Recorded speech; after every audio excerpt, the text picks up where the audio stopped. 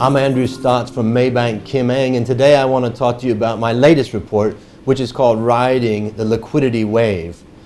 Obviously, we've seen the markets rise a lot, and the question I'm trying to address is, do we keep exposure in the equity market or do we start reducing it? Before we get into that, I really want to highlight the stocks that we had in our original portfolio. And those stocks, we can see that 4 of them actually have done quite well, with one of them, Jasmine, up about 45%. We're making changes to this portfolio, and so what I'd like to do is introduce those changes now. We're taking out, actually, I'm taking out 3 stocks out of the portfolio right now, and those 3 stocks are Advance, BEC, and ESSO. Advance and BEC are consumer stocks that have been pushed up very high in valuation. And so I'm starting to get a bit nervous on the valuation, and therefore I'm taking them out of the portfolio.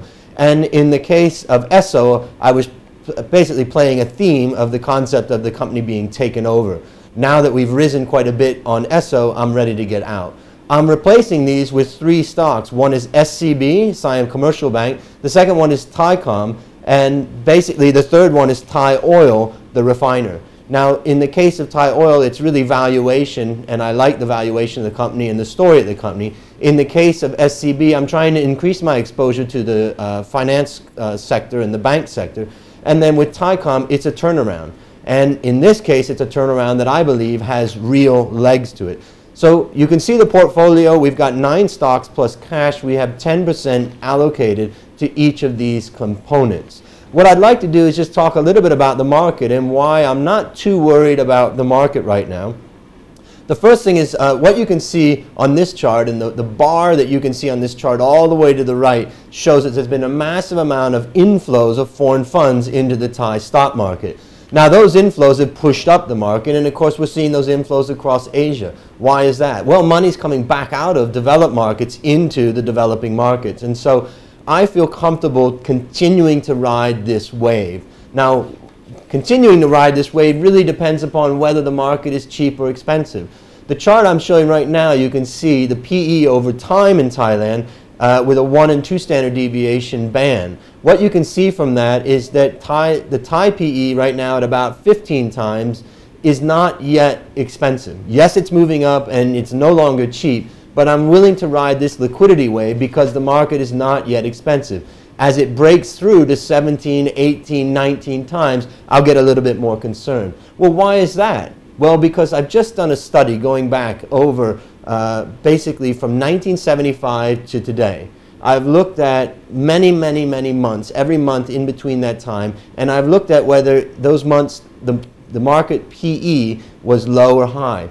I grouped the market PE into deciles, and each of those deciles I rank on the left side of this chart, and you can see, for instance, 3 to 6 means the market was trading at 3 to 6 times, and we can see that 6% of all the months since 1975 the market is traded at that level.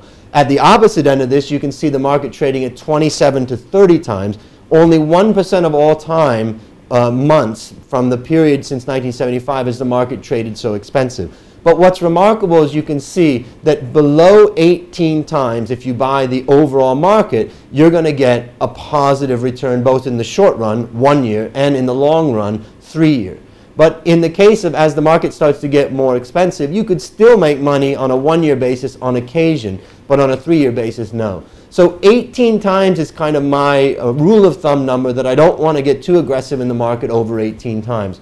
With the market at about 15 or 16 times right now, I'm comfortable to ride that wave.